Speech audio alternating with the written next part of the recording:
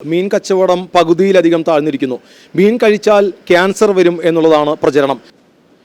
ഒരു 10-25 വർഷത്തോളമായിട്ട് മത്സ്യമേഖലയിൽ വർക്ക് ചെയ്യുന്ന ആളാണ് ഞാൻ. നമ്മളിതിപ്പോൾ ഇത്രയും കാലത്തിൻ്റെ ഒരു ജീവിതത്തിനിടയിൽ ഇങ്ങനെ ഒരു സംഭവം കൊണ്ട് കച്ചവടത്തിന് ഇത്രയും പ്രതികൂലമായിട്ട് ബാധിക്കുന്ന ഒരു അവസ്ഥ ഉണ്ടായിട്ടില്ല. ഒരു 3 ദിവസമായിട്ട് കച്ചവടം നേർപകുതിയായിട്ട് കുറഞ്ഞിരിക്കുകയാണ്. എന്താണ് ഇതിൻ്റെ ഒരു ക്ലാരിഫിക്കേഷൻ ഗവൺമെൻറ്റിൻ്റെ ഭാഗത്തുനിന്ന് അവിടുന്ന് ഒന്നും വരുന്നാത്തതുകൊണ്ട് ആൾക്കാർ ഭയങ്കര ഭയചകിതരായിട്ടിരിക്കുകയാണ്. എല്ലാ മീൻ വിൽപ്പനക്കാരെയും ബാധിക്കുന്ന ഒരു അവസ്ഥയാണിത്. മീൻ കച്ചവടം പകുതിയിലധികം താഴ്ന്നിരിക്കുന്നു. മീൻ കഴിച്ചാൽ ക്യാൻസർ വരും എന്നുള്ളതാണ് പ്രചരണം. മറ്റൊന്നുമല്ല, കപ്പൽ കടലിൽ മറിഞ്ഞപ്പോൾ അതിലുണ്ടായിരുന്ന രാസവസ്തുക്കൾ മീനിലേക്ക് എത്തുകയും ആ മീൻ കഴിച്ചാൽ അസുഖം വരും എന്നുള്ള രീതിയിലാണ് പ്രചരണം നടന്നുകൊണ്ടിരിക്കുന്നത്. അതുകൊണ്ട് തന്നെ കൂടുതൽ പേര് മീൻ വാങ്ങാതായിരിക്കുന്നു. മീൻ കച്ചവടക്കാരുടെ ഉപജീവന മാർഗം തന്നെ വഴിമുട്ടിയ അവസ്ഥയിലാണ്. ഈ സമയം പരമ്പരാഗത മത്സ്യത്തൊഴിലാളി സംഘടനയുടെ ജില്ലാ പ്രസിഡന്റ് ഷിഹാബ് നമ്മോടൊപ്പം ചേരുകയാണ്. ഷിഹാബ് തന്നെ ഇതിനെക്കുറിച്ച് പറയും.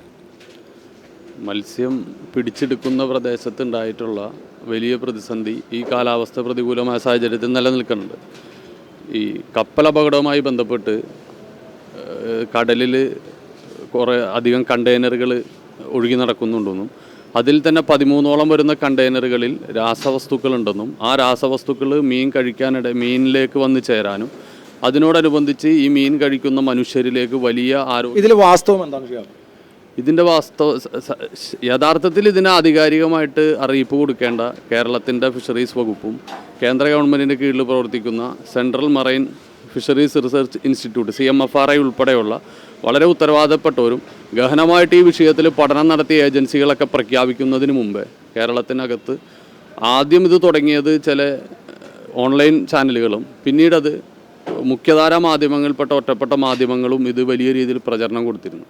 ഇതിപ്പോൾ മത്സ്യത്തൊഴിലാളികളെയും അനുബന്ധമായി നിൽക്കുന്ന മേഖലയിൽ അനുബന്ധമായി നിൽക്കുന്ന തൊഴിലാളികളെയും വലിയ രീതിയിൽ പ്രതികൂലമായി ബാധിച്ചേക്കാണ്. ശരി, ഈ രീതിയിലാണ് പ്രചരണം നടക്കുന്നത്. അതായത് ഈ രാസവസ്തുക്കൾ കടലിൽ കലർന്നുവെന്നും ഈ മത്സ്യം കഴിച്ചാൽ ക്യാൻസർ പോലുള്ള മാരക രോഗങ്ങൾ വരുമെന്നുള്ള രീതിയിലുള്ള പ്രചരണം മൂലം ധാരാളം ആളുകൾ മത്സ്യം വാങ്ങാതായിരിക്കുന്നു.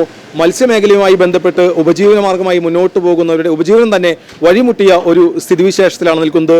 ഇത് സംബന്ധിച്ച് ഗവൺമെന്റ് കൃത്യമായ രീതിയിലുള്ള ഒരു വിശദീകരണം നൽകണം എന്നുള്ളതാണ് മത്സ്യമേഖലയിലുള്ളവരുടെ ആവശ്യം. TCVക്ക് വേണ്ടി ക്യാമറമാൻ ഷിബി പോട്ടോനോടൊപ്പം മുകേഷ് ലാൽ.